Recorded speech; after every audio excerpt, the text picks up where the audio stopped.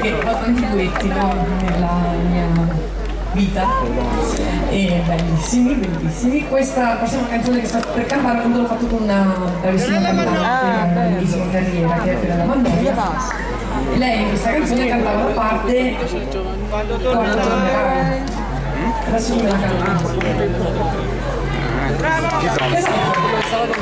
Sì! Mi aiutatemi. Ah, ma fanno Mille pass.